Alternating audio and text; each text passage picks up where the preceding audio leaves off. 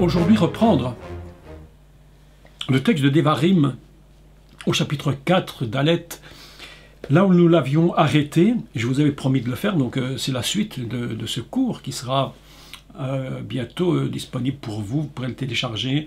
Je vous rappelle que vous avez 1 mois pour télécharger un cours, pas plus, parce qu'après le système s'arrête, c'est automatique, c'est pas moi. Je ne peux pas faire autre chose, donc vous avez 1 mois pour le télécharger. Bon. Donc nous avions parlé de Devarim, et je voudrais relire le texte avec vous. Et nous commençons maintenant le cours, et nous sommes le 27 novembre, le 17 novembre, et nous sommes dans Devarim au chapitre 4, et nous allons prendre à partir du verset 9 que nous avions déjà commencé, et aujourd'hui vous avez vu le thème, c'est le feu, c'est la ténèbre, c'est la nuée, c'est le brouillard, et je voudrais un peu démêler tout ça parce que ça paraît être une anecdote, mais je vous assure que ce n'est pas du tout une anecdote, c'est quelque chose d'absolument mais fabuleux. Alors je vais essayer avec vous de toucher à ce thème et de développer ce que j'ai compris. Mais il y a 1 million de choses à dire en plus, mais probablement que lorsque vous aurez entendu cela, votre pensée va travailler, c'est le but. Pas que je dise tout, mais que aussi vous pensiez et que vous réfléchissiez à tout cela et puis que ça vous fasse aller de l'avant. Et puis à la limite que vous m'écriviez me disant j'ai pensé à ça, comme certains le font, et ça m'aide aussi beaucoup à avoir d'autres idées. Donc nous lisons dans Deutéronome et au chapitre 4 et au verset 9, on commence par là pour avoir un peu l'ensemble du texte. Donc si vous avez votre Torah, vous la lisez soit en hébreu, pour tout le monde je la lis en français, c'est plus simple, et puis on commande le texte et les mots hébraïques qui sont quand même le secret de ces textes. Et nous lisons chapitre 4 Deutéronome Devarim et au verset 9 tête. Seulement prends garde à toi et veille attentivement. Écoutez chaque mot, parce que vraiment, ça doit être pesé. Les mots doivent être pesés. Veille attentivement sur ton âme tous les jours de ta vie, de peur que tu n'oublies les choses que tes yeux ont vues et qu'elles ne sortent de ton cœur. Enseigne-les à tes enfants et aux enfants de tes enfants. Souviens-toi du jour où tu te présentas devant l'Éternel, ton Dieu, à Horeb, lorsque l'Éternel me dit, et c'est Moshé qui parle, « Assemble auprès de moi le peuple, je veux leur faire entendre mes paroles, afin qu'ils apprennent à me craindre tout le temps qu'ils vivront sur la terre, et afin qu'ils enseignent à leurs enfants. Vous vous approchâtes et vous vous tîntes au pied, ou réellement, on va redire ça, au pied de la montagne, sous la montagne. La montagne était embrasée, les flammes s'élevaient jusqu'au ciel. Il y avait des ténèbres, des nuées, de l'obscurité, et l'Éternel vous parla du milieu du feu. Vous entendîtes le son des paroles, mais vous ne vîtes point de figure, vous n'entendîtes qu'une voix. Il publia son alliance qu'il vous demanda, qu'il vous ordonna d'observer, les 10 paroles, les 10 commandements, et il les écrivit sur 2 tables de pierre. Voilà un texte absolument mais admirable. Et puis nous avions évidemment décortiqué ce texte. Je vous rappelle très sommairement ce que j'avais dit concernant le début. C'est que si on fait une traduction absolument littérale du texte, il est écrit donc rassemble pour moi, littéralement, Het Haham, le peuple.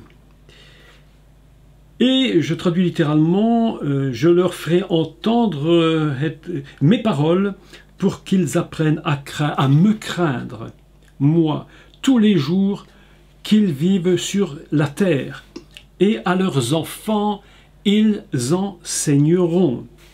Et vous vous êtes approchés, vous vous êtes tenus. Alors ici, le texte est sous la montagne. Tarat, c'est ça extraordinaire, Tarat Ahar.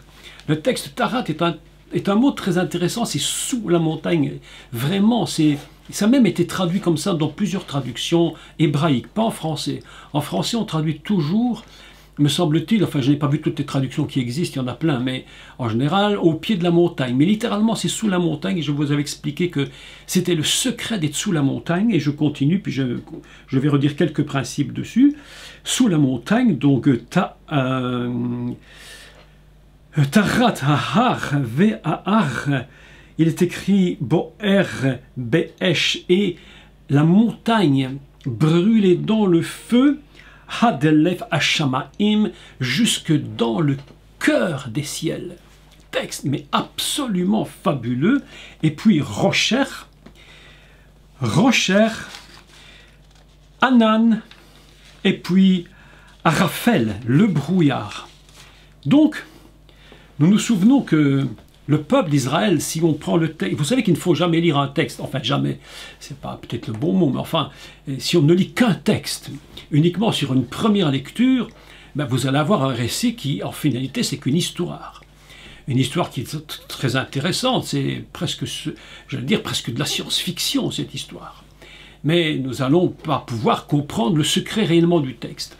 Donc, il faut absolument que nous arrivions à dépasser le niveau de la lecture primaire, basique, et évidemment que vous savez aujourd'hui, comme moi, qu'il n'y a aucun mot dans la Torah, aucun mot, aucun texte qui soit simplement pour faire plaisir, un hasard. Les mots ne sont pas que des détails qui passent rapidement. Il faut réfléchir sur le sens des mots. Donc, quand il est dit qu'ils étaient sous la montagne, vous vous souvenez que, je ne sais pas si j'avais expliqué tout ça en détail, mais c'est comme si le peuple avait été dans la matrice, puisque Ar, c'est le mot qui va être utilisé, le mot montagne va être utilisé pour être enceinte. La femme enceinte et les montagnes, si vous voulez, et le peuple est sous cette montagne comme étant dans le fœtus dans lequel Dieu est en train de construire ce peuple. Mais ce qui est extraordinaire chez un fœtus, si vous regardez bien, si vous réfléchissez une seconde, c'est que le fœtus, on a appris une chose en réalité. Qu'est-ce qu'on en a appris? On a appris qu'en réalité, évidemment, il ne peut évidemment pas voir, ses yeux sont fermés, il n'a aucune vision, mais il est à l'intérieur et il vit. Et à l'intérieur, il vit, mais on a découvert évidemment que le fœtus est capable de réagir à un bruit, à une sonorité, à une voix. On pense même, et c'est très probable, que le fœtus, par les vibrations qui sont dans le corps de la mère, et ce qui est de l'extérieur et qui rentre à l'intérieur du corps de la mère, le fœtus est capable de reconnaître des bruits. D'ailleurs, je me souviens lorsque nous avions nos enfants et que nous attendions nos premiers enfants, eh bien, parfois, certains bruits, ils réagissaient à l'intérieur du corps, à l'intérieur de l'utérus, parce qu'il a une capacité d'entendre la voix, de discerner un son, mais il ne voit pas. Et voilà ce que nous dit le texte de Torah concernant le peuple d'Israël. Vous avez entendu le son, vous avez entendu la voix, mais vous n'avez rien vu. Mais comme vous n'avez rien vu, de l'autre côté, là où tu ne vois pas, il est en train de se produire quelque chose. Et que lorsqu'un enfant est en train de se construire, lorsque le peuple d'Israël se construit, il ne se construit pas n'importe comment, il y a un processus. Vous savez qu'Israël s'est construit d'une façon extraordinaire, en sortant d'Égypte, en quittant les ténèbres de l'Égypte, en passant dans la lumière et dans la gloire, en étant baptisé dans l'eau par la mer Rouge. Il y a toute une sortie, toute une continuité qui est en train de se produire. Et ce n'est pas que sur la terre que ça se produit. C'est là le secret du secret. Tout ça ne se fait pas qu'ici-bas. Tout ça est une résurgence avec ce qui se trouve dans le céleste. Nous ne pouvons jamais lire un livre, un texte de Torah, un récit du Mashiach, Yeshua uniquement sur des principes terrestres. Le Mashiach ne fonctionne pas uniquement sur le terrestre. Il est complètement lié. Il est fusionné avec le céleste dans une unité indivisible. Et c'est ça le grand secret de ces textes de Deutéronome. Donc nous allons aujourd'hui essayer de comprendre quelques explications, probablement pas tout, mais quand même je voudrais donner une des grandes lignes de ce texte pour que vous compreniez qu'est-ce que ces signes, pendant que le peuple est en dessous et qu'ils ne voient pas, mais ils entendent. Alors voilà un texte surprenant. Parce que comment, maintenant, évidemment, que l'on sait que physiquement, il faut parler maintenant physiquement, évidemment que le peuple d'Israël n'a pas été en dessous de la montagne, ça lui était impossible physiquement. Donc c'est une lecture à un autre degré que nous sommes en train de faire. Mais physiquement, évidemment qu'il regardait cette montagne, puisque Dieu avait dit à Moshe, s'il te plaît, mets des limites. Ouais, c'est très important les limites, hein. On en avait déjà beaucoup parlé des limites, mais des limites afin que le peuple ne s'approche pas de peur qu'il ne soit mort. Même les animaux ne pouvaient pas s'approcher. Donc il y a deux lectures, une lecture réelle terrestre Et puis il y a cette lecture qui produit que le peuple d'Israël est véritablement dans un état de, j'allais dire, de création. Dieu est en train de peur, les enfants d'Israël, ils deviennent une unité indivisible, et ils sont en train de devenir un peuple, ils se créent dans la matrice céleste qui est représentée par la montagne, et Moshe, lui, sur cette montagne, et la Torah nous enseigne un texte absolument fabuleux. Elle nous dit que la montagne était, donc on dit qu'elle était donc Va'ar Bo'er Ba'esh, et la montagne était brûlée dans le feu. Elle brûlait dans le feu, elle brûlait dans le feu, et elle est dit jusque dans le cœur des ciels. C'est quelque chose d'absolument mais inimaginable. La montagne est en train de brûler jusque dans le cœur du ciel. C'est pas seulement quelque chose j'allais dire, de terrestre. Il y a une dimension absolument inimaginable qui est en train de nous être dévoilée dans ce texte de Torah. C'est que ce que nous voyons sur terre, en réalité, est en train de se connecter dans le céleste. Je ne sais pas, je ne pense même pas qu'il y ait une religion au monde qui soit capable d'avoir une telle dimension, ce qui paraît être anodin est en réalité, mais d'une dimension, mais dont nous n'avons même pas un milliardième de la conscience de ce qui s'est produit. Vous imaginez cette montagne embrasée. Il est dit que la montagne Bo'er, qu'elle était totalement enflammée, elle brûlait. Et vous savez que le mot Bo'er, ici utilisé pour brûler, la racine Bet Ain et Resh, cette racine, elle a un sens évidemment de faire brûler, mais elle a aussi deux autres sens qui sont très intéressants et que vous pouvez évidemment prendre note maintenant, parce que vous allez voir qu'il y a dans ce feu, il y a une idée qui se dégage. C'est pas du feu pour du feu, évidemment. Pourquoi voulez-vous, en réalité, qu'il y ait du feu sur une montagne? En même temps, il y a des incompréhensions totales, parce que s'il y a le feu et que ça brûle, c'est compliqué qu'il y ait vraiment des grandes ténèbres, puisque le feu va éclairer la ténèbre. Il y a des nuages, mais en même temps du brouillard. Tout ça est un méli-mélo pas possible. Mais c'est parce que ces symboles dont nous allons parler maintenant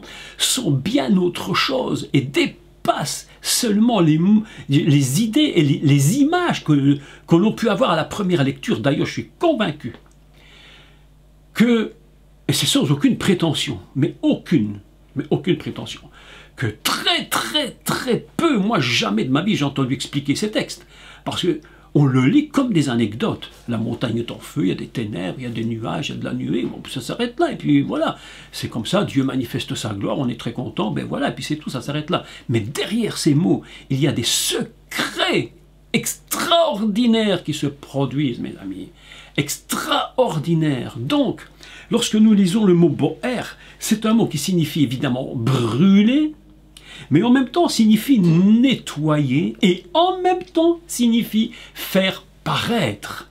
Qu'est-ce que c'est qu'une femme qui est enceinte? En réalité, c'est une femme qui est en train de construire en elle l'enfant qui bientôt va paraître. Il y avait une très célèbre pièce de théâtre, je ne sais pas si vous avez vu ça, qu'on ne joue plus tellement, je ne crois pas qu'on les joue encore aujourd'hui, mais ça s'appelait Lorsque l'enfant paraît. Quand j'étais au conservatoire national, j'étudiais du théâtre, j'ai fait du théâtre un peu, pas beaucoup, un peu, et on m'avait demandé de faire la réplique dans ces vaudevilles, Lorsque l'enfant paraît. Et je repense à ça ce matin, ça me faisait assez sourire, parce que je me dis, lorsque le but de Dieu, c'est de faire paraître Israël, de le faire venir, de le sortir de la matrice pour qu'il paraisse. C'est pourquoi le mot Bo'er est un mot qui est feu, en même temps c'est nettoyer. En même temps, c'est nettoyer. Nettoyer de quoi? Mais il ne faut jamais oublier que ce peuple est sorti d'Égypte. Et bien qu'il soit sorti d'Égypte pour qu'il reçoive les paroles, il faut un nettoyage. Il faut quelque chose qui soit... On ne construit pas Israël n'importe comment. Ce n'est pas un peuple qui est construit comme ça n'importe comment. Pas par hasard. Il y a toute une construction divine pour Israël. C'est pourquoi il est tellement important dans le cœur de Dieu. Dieu. Ce peuple d'Israël va contenir l'œuvre messianique fondamentale, la matrice fondamentale qui elle-même va... Est-ce que je vais dire un mot qui n'est peut-être pas très juste, mais qui, comme si elle allait récupérer les autres nations, les mettre dans la matrice Israël par le Mashiach, pour que tous profitent de ce qui s'est passé sur la montagne. Mes amis, c'est absolument extraordinaire. Nous sommes connectés, mes amis, avec le ciel. Nous sommes connectés avec le Créateur de l'univers. Mais c'est quelque chose qui, aujourd'hui, plus j'étudie, plus mon cœur est absolument bouleversé de voir ces textes. Je me dis, mais mon Dieu, tu nous as fait naître en Israël. Nous étions dans la matrice.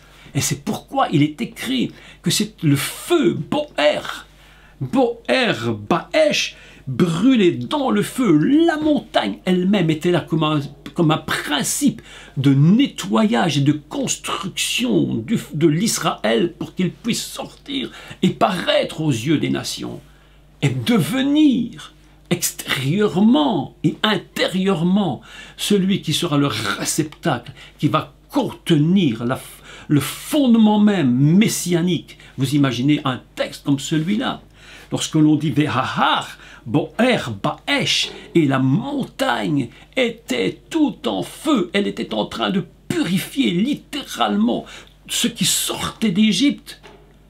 Et vous allez voir qu'en Égypte, il y avait de la ténèbre. C'est pourquoi nous allons étudier chaque mot maintenant, parce que Dieu va dire quelque chose de formidable. Elohim parle.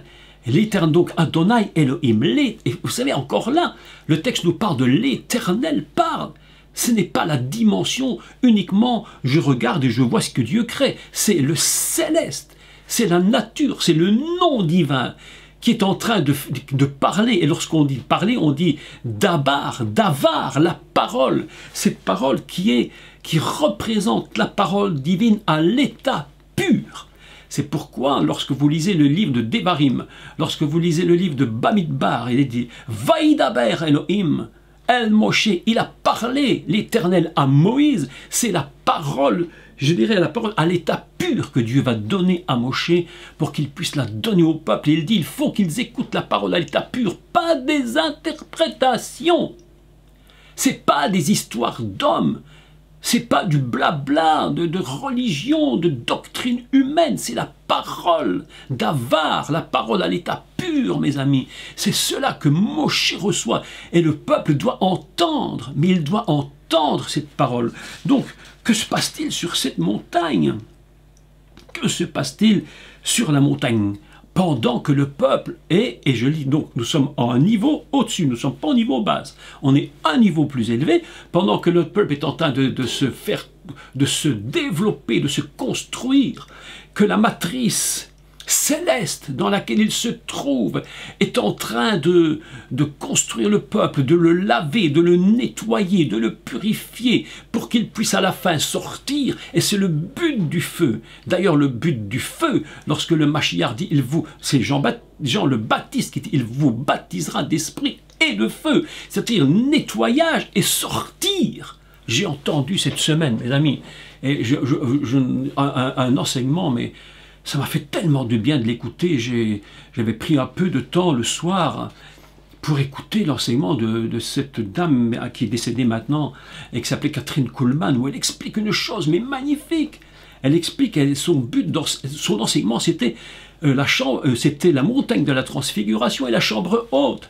Elle dit, mais le Seigneur ne nous a pas demandé de vivre tout le temps sur la montagne de la transfiguration. Il ne nous a pas donné tout le temps d'être dans la chambre haute le jour de Shavuot. Il nous a donné ce temps pour que nous puissions aussi sortir. Parce que si nous restons dans la chambre haute, mais nous ne sommes utiles à rien. Si vous êtes toujours dans la montagne de la transfiguration, en espérant prendre une tente pour Élie, une pour Moïse, une pour Jésus, mais vous ne servez plus à rien. Ces expériences sont des expériences d'un temps probablement très très très élevé, mais pour que nous sortions, c'est le but du feu. Le but du feu, ce n'est pas d'être dans le feu, mais que nous sortions pour annoncer le Mashiach. Et que Israël, son but, c'est de naître pour révéler le Mashiach au monde. Donc, il se passe des choses surprenantes dans cette montagne. Et pendant que le peuple est là, il se passe des phénomènes. Premier, c'est ce qu'on appelle Rocher. Deuxième, Hanan. Troisième, Arafel. Alors prenons les textes un à un et vous allez voir quelque chose d'assez surprenant. Dès le commencement de l'univers, lorsque la pensée de Dieu était déjà Israël, nous en avons parlé, mais déjà beaucoup de fois. Donc on reprend simplement l'idée. Lorsque la pensée de Dieu fondamentalement était Israël, le réceptacle messianique de l'humanité. Lorsque Dieu est là-haut et qu'il pense à cela et qu'il produit cela, nous nous rendons compte qu'il va se passer plusieurs choses. La Torah nous enseigne ici un texte absolument magnifique, donc il dit donc Hadlev Hashamaim, dans le cœur des ciels, il dit Rocher, Hanan, Arafel, des ténèbres, de la nuée et du brouillard. Alors je me suis dit, mais qu'est-ce que c'est que cela? Est-ce que ce n'est que pour impressionner? Est-ce que Dieu est là uniquement pour nous impressionner en faisant des coups d'éclair, des feux, des brouillards, des nuées? Non, c'est impossible. Il aurait très bien pu simplement parler. Il n'a pas besoin de tout ça pour qu'on puisse parler, non. Pour qu'on puisse comprendre, pardon. Mais il y aura trois grands principes. Donc le grand principe, nous l'avons dit, c'est une montagne embrasée et qui s'élève dans le cœur des ciels. Et tout à coup, on se rend compte de quelque chose d'absolument fabuleux, c'est de ce qu'on appelle Rocher. Vous vous souvenez très très bien, évidemment, que la première fois que le mot Rocher apparaît, c'est dans le livre de Bereshit chapitre 1, dans les deux premiers versets, où il était dit qu'il y avait des ténèbres à la surface de l'abîme, Rocher apné Tehom, et puis il est écrit que le roi Elohim Mirarefet sur les eaux, Hamaïm, donc il y avait dès le départ une pensée de ténèbres sur la terre, et cette ténèbre est tout à fait surprenante, parce qu'une dame m'écrivait et me demandait, mais ces ténèbres, comment y a-t-il des ténèbres? Pourquoi est-ce que les ténèbres sont produites par le diable? Je dis non, pas nécessairement. Les ténèbres ne sont pas nécessairement produites par Satan ou par l'esprit du serpent. Les ténèbres du commencement, c'est Dieu qui crée toutes ces choses. Les ténèbres, il va lui donner le nom de Laïla, c'est-à-dire la nuit. Et cette nuit, vous en avez besoin, nous en avons besoin, parce que notre corps a besoin de nuit pour pouvoir se reposer. Mais ce n'est pas donc mauvais. Donc il y a une ténèbre que le diable va utiliser, une ténèbre qui est totalement normale, si vous voulez, que Dieu lui-même fait. Et ici, nous avons quelque chose d'absolument extraordinaire dans le mot Rocher, c'est-à-dire l'obscurité et la ténèbre. Et nous trouvons un texte tout à fait surprenant qui se relie avec celui-ci de Deutéronome 4, mais absolument surprenant. Et je vous cite la référence, c'est dans le 1 Samuel, chapitre 13 et au verset 7, vous allez voir la fin du verset, il y a un mot qui dit ceci, « Ve ivrim », c'est-à-dire « et les Hébreux ». Et les Hébreux. Et tenez-vous bien que la valeur de Rocher est de 328 et que cette expression « et les Hébreux » est de 328. Mais c'est très surprenant, mais ça vaut la peine de lire le texte si vous le voulez. Je le prends en français, bien que je ne l'ai même pas vérifié en français, je ne l'avais lu qu'en hébreu, mais je pense que ça doit être le même. 1 Samuel 13, 7, si vous avez votre Bible. 1 Samuel 13, 7. Je vais parce que parfois les traductions ne sont pas toutes très bien faites. 13, 7, si je ne me trompe. Voilà, c'est ça. C'est à peu près la traduction en hébreu.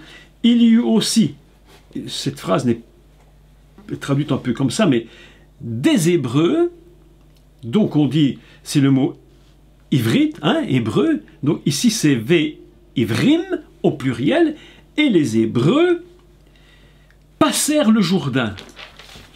Et les Hébreux passèrent le Jourdain même valeur le mot et les Hébreux que le mot rochère, les ténèbres. Très surprenant. Je me suis dit, mais pourquoi? Est-ce que ces ténèbres représentent une sortie?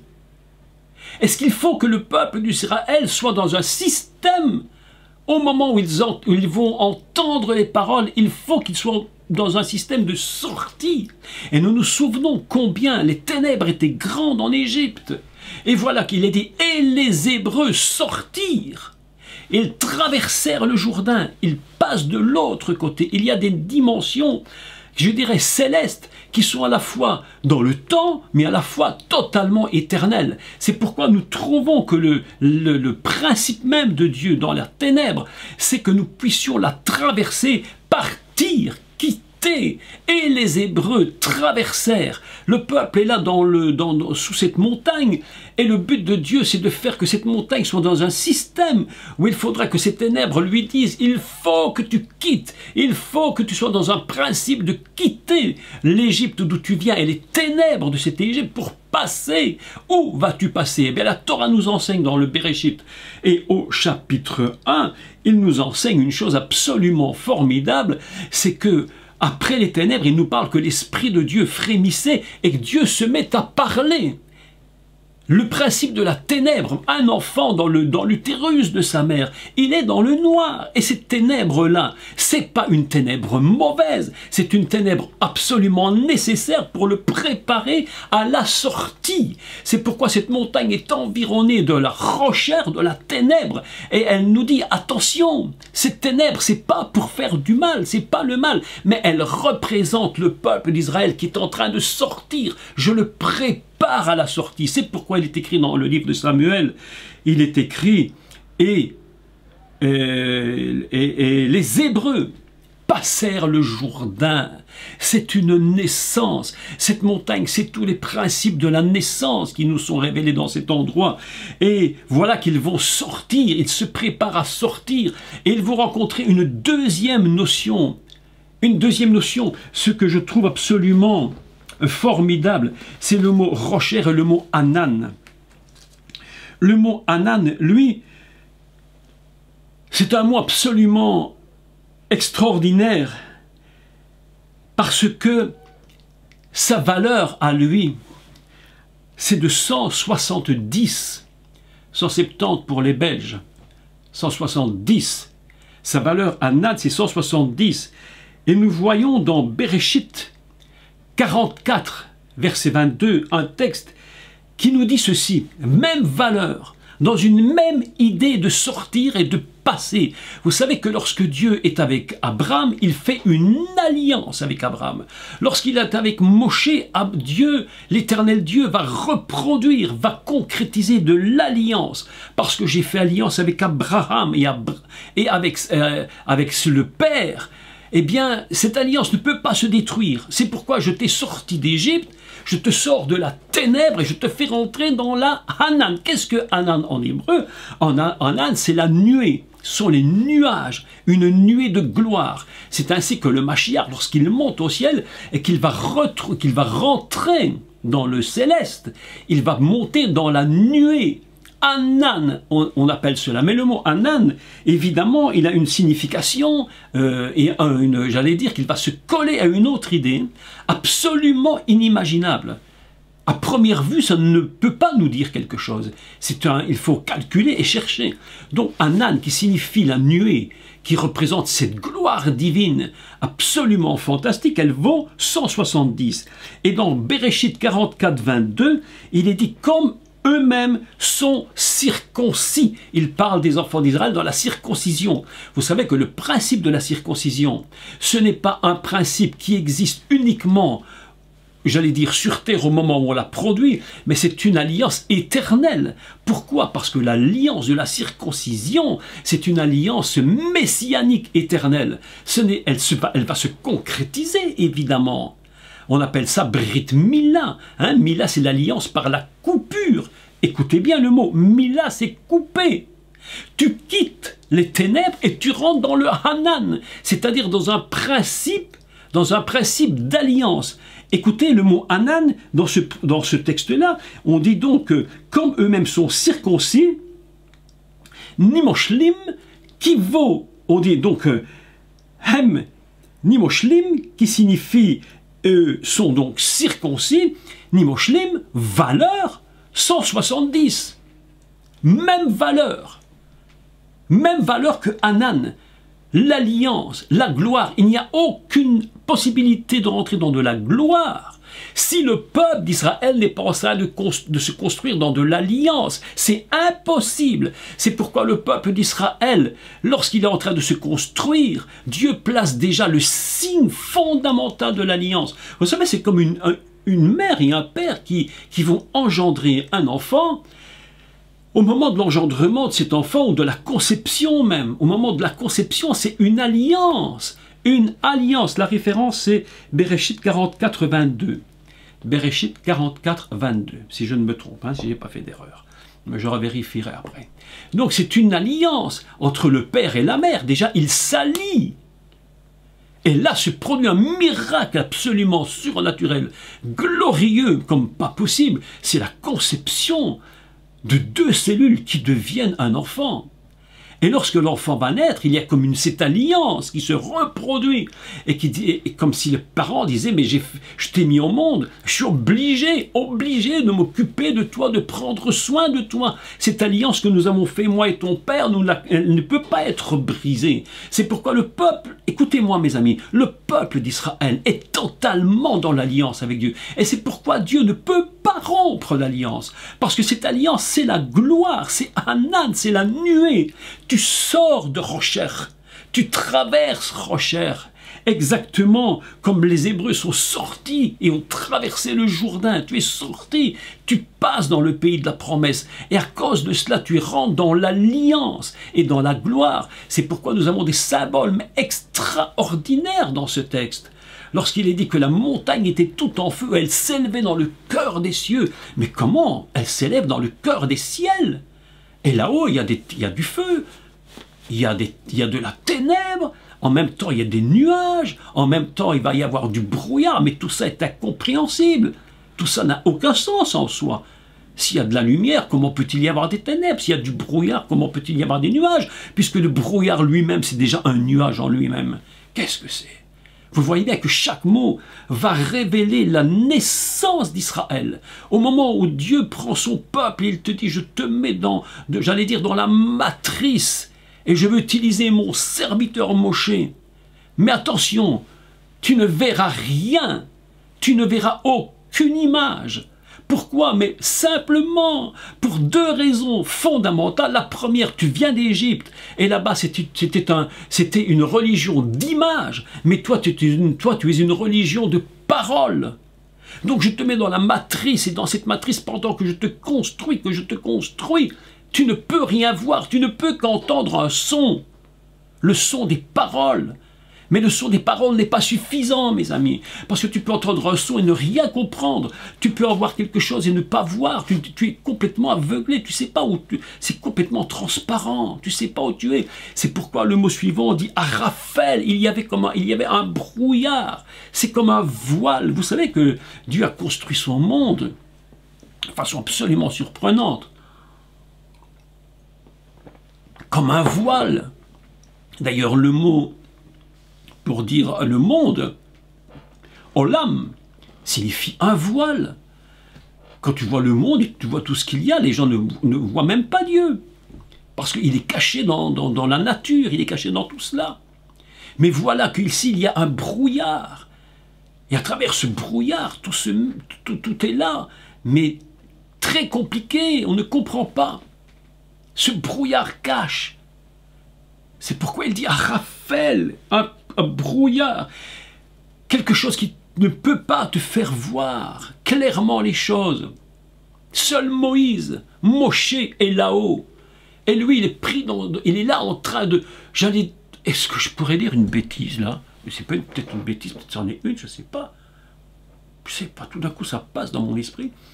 Est-ce que Moïse... Mais passez-moi l'idée qui me vient, si elle n'est pas bien exprimée, mais est-ce que Moïse ne serait pas une sorte de cordon ombilical qui vient de la matrice céleste et qui est en train de donner à Israël, aux enfants d'Israël dans l'unité, cette nature divine dont ils ont tant besoin pour être qu'ils doivent être.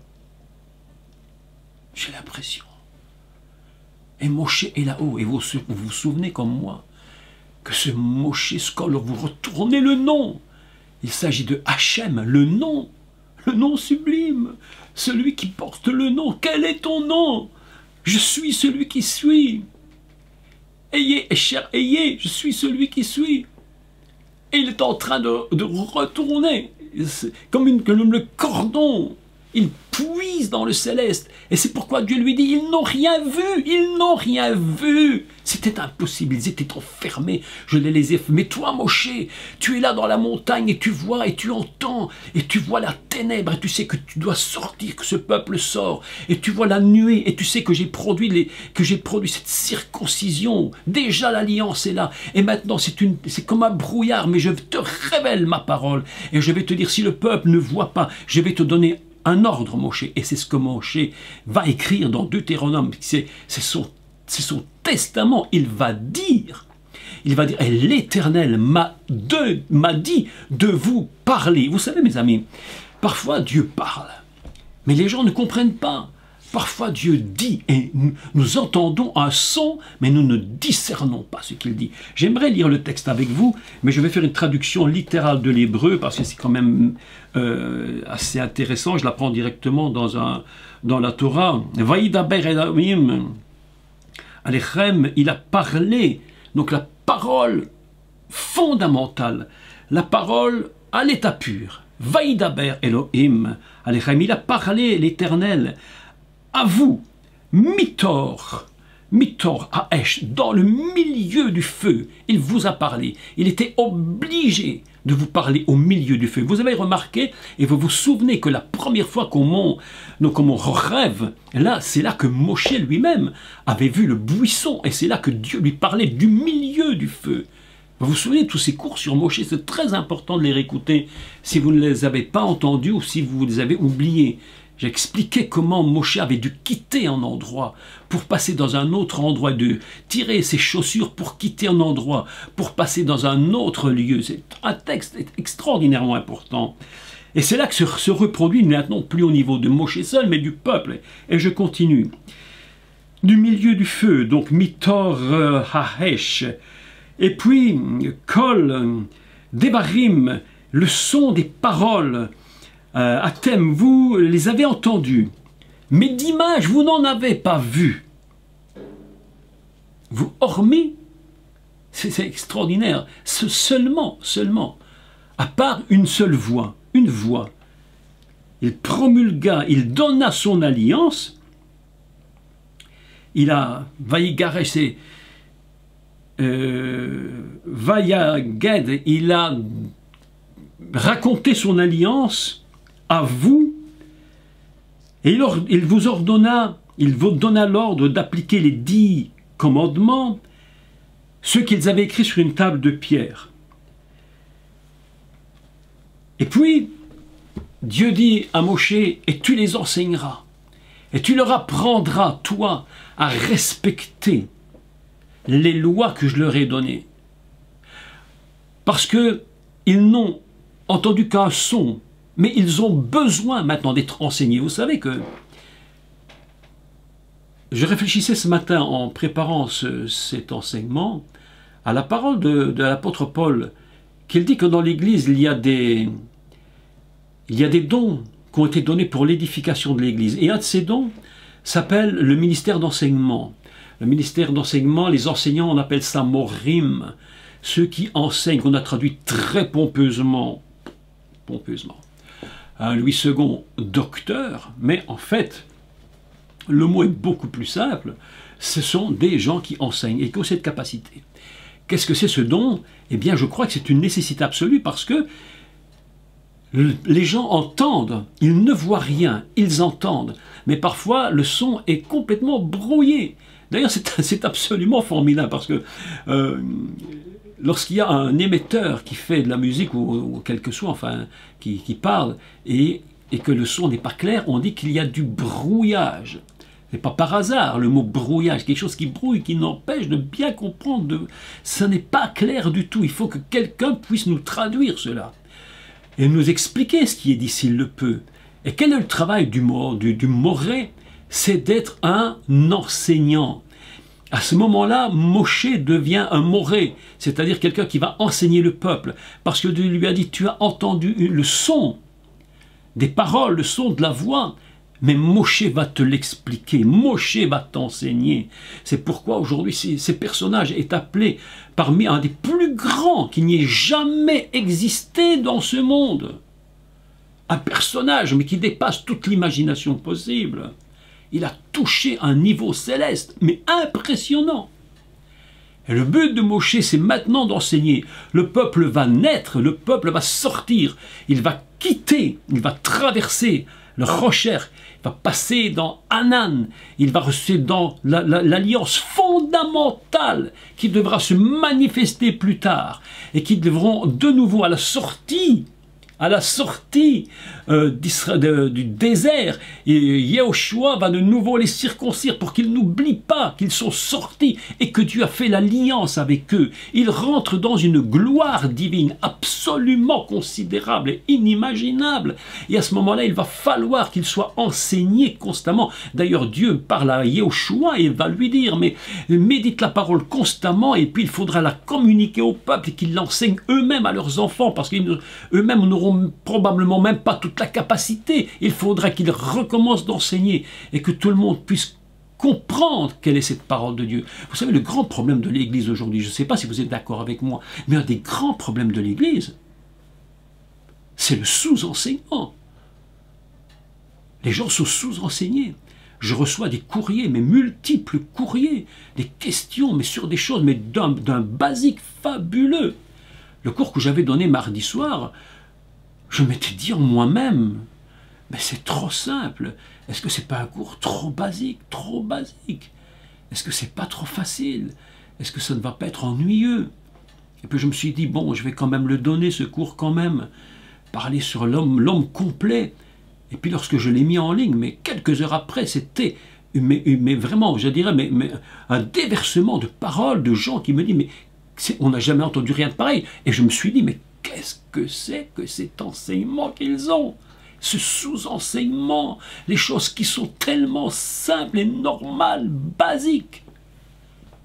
Il faut des morim pour que le peuple voit ce qu'il ne pouvait voir. Il ne pouvait le voir. Donc deux principes fondamentaux. Un principe, pas d'image. Parce que tu es sorti d'Égypte. Et la religion des images, elle est terminée. Maintenant, tu passes dans la religion, j'avais des religions, mais entre parenthèses, le mot religieux, c'est une horreur de dire ça, parce qu'on se comprendra, mais vous me comprenez, j'espère. Et maintenant, on passe dans une religion, mais de la parole, de l'entendre, tu n'as pas besoin de voir. J'ai remarqué qu'aujourd'hui, les chrétiens, beaucoup de gens qui se disent croyants en Yeshua, en chrétiens, ils ont besoin de voir, de voir, de voir, de voir. Je ne dis pas que c'est pas bien de voir, c'est bien de voir des miracles, c'est bien de voir des... C'est bien entendu, mais les chrétiens n'arrivent pas à entendre. Ils préfèrent voir parce que c'est plus simple. Et je me demande, d'ailleurs, si ce n'est pas pour ça que tant de personnes sont attachées à des idoles dans les églises catholiques, orthodoxes et autres, parce qu'ils sont attachés à des images, parce qu'ils ont l'impression que la parole toute seule, ils ne peuvent pas la saisir. Ils ont besoin de se raccrocher à l'image. Mais Dieu dit attention, parce que cette image, c'est l'idole. Et si tu te mets dans cette idole, mais tu vas tomber dans un piège, mais absolument dramatique. C'est pourquoi aujourd'hui nous avons besoin d'écouter, de comprendre. Et s'il y a des choses qui ne sont pas comprises, il faut que le ministère, entre guillemets, ministère, don, c'est comme ça qu'on les appelle, bon, bref, de l'enseignant soit quelque chose de très important. Parce qu'autrement, le peuple meurt, le peuple périt, faute de connaissance. Tu as beau avoir un enfant, tu le mets au monde, mais si tu ne lui donnes rien, mais il meurt. Israël est sous la montagne. La montagne est embrasée par le feu. Le feu s'élève jusque dans le cœur du ciel, là-haut, touche le cœur. Et là, dans ce cœur se trouve un personnage qui est vraiment la parole de Dieu, impossible. Il est là avec Dieu, il est Moshe, il est là, il prend, il comprend, il discerne, il saisit. il communique au peuple d'Israël comme le cordon ombilical. Il va lui donner. Vous imaginez pourquoi la colère de Moïse était grande lorsqu'il descend de cette montagne et qu'il prend les 2 lourotes et il va les briser sous la montagne parce qu'il dit mais qu'est-ce qu'il s'est passé? Mais que se passe-t-il? Et il brise les lourotes en dessous de la montagne. Et Dieu lui dit, Moïse, il faut que tu remontes et que tu recommences. Parce que ce peuple-là, mes amis, j'en ai besoin, j'ai besoin d'Israël. Vous savez, aujourd'hui, la haine contre Israël, pas de tout le monde, heureusement pas de tout le monde, mais la haine de certains contre ce peuple d'Israël, elle est totalement compréhensible si on n'a pas saisi la raison de l'existence de ce peuple. Avec tous leurs défauts, avec tout ce qu'ils peuvent être, leur ratage, leur succès, leur qualité, tout ce qu'on peut être en tant que peuple humain. Mais la notion Israël, qui est née à la montagne de Horeb, lorsqu'ils étaient là-haut, en train de naître, et que Moshe était le cordon entre Adonai Elohim et le Ham Israël, est en train de connecter, mes amis. Quelle gloire! Quelle gloire!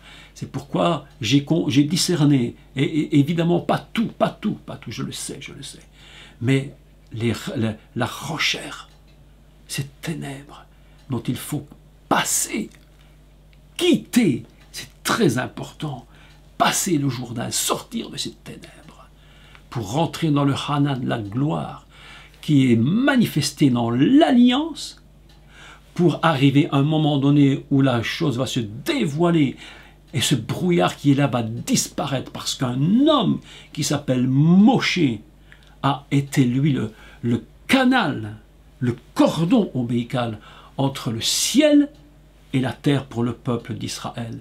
C'est pourquoi Dieu dit « c'est mon peuple ». C'est mon peuple. Et Dieu dira, doit le prophète, ne touchez pas à mon peuple. Ça ne veut pas dire que nous ne voyons pas ce qui se passe, mais n'allons pas contre le peuple dans la notion fondamentale que Dieu a choisi Israël comme le réceptacle messianique de l'humanité. C'est ça, mes amis, ce texte de Deutéronome 4, versets 11, 12, 13, est en train de nous dire, de nous révéler les notions qui se dévoilent à travers les images cachées que beaucoup n'arrivent pas à saisir. Aujourd'hui, j'espère, en quelques 40 minutes, 45 minutes, vous avoir dit quelques points que j'espère vous aider à comprendre un peu la façon de lire un texte hébreu, peut-être d'une façon différente de ce qu'on fait d'habitude, mais tellement importante. Que Dieu vous bénisse tous.